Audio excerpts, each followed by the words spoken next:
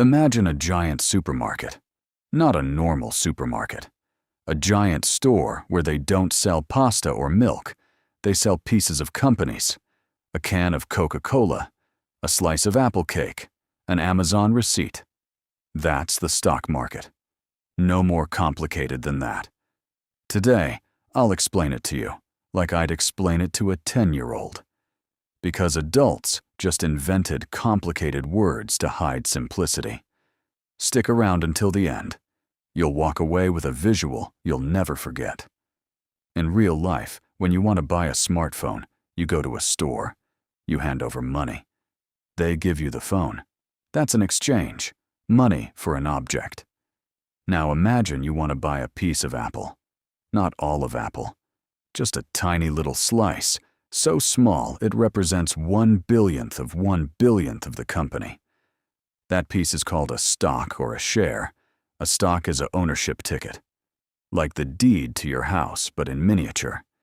When you buy one Apple stock, you become the owner of a microscopic part of Apple. Not enough to walk into Tim Cook's office, but enough to be entitled to a microscopic slice of the profits if the company makes profits. So why does the price constantly change? Back to the supermarket. Imagine a rumor spreads. The price of Coca-Cola will double tomorrow. Everyone rushes to the supermarket to buy Coca-Cola today. But there's only a limited number of cans. So those who absolutely want to buy are willing to pay more than the listed price. The price goes up. Now imagine it's discovered that soda is unhealthy. Everyone wants to get rid of their cans. But no one wants them. Sellers are willing to lower the price, lower and lower, just to find a buyer. The price goes down. This is exactly how the stock market works. The price of a stock at any second is simply the price at which a buyer and a seller agreed at that exact second. No mystery. No secret algorithm. Just humans looking at each other saying, at this price, I sell. / at this price, I buy. But why did humans invent this system? The idea is brilliant. Imagine you have an idea. The best idea in the world. A flying bicycle.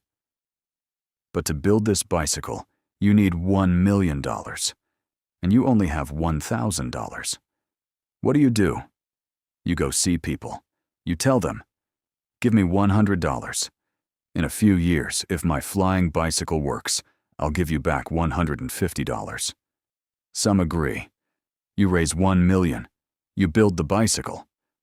Those people who gave $100, they received a small piece of paper that says, I own 0.00001% of Flying Bicycle Company.